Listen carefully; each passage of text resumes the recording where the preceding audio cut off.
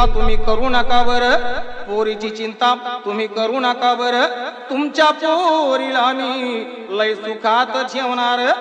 फक्त एकाच गोष्टीचा माझ्या जीवाला घोर, फक्त एकाच गोष्टीचा माझ्या जीवाला घोर, काय करता मामा माझ पावसाळ्यात गळतय बादा बादा घर। म्हणून एक बंगला बांधून या जाती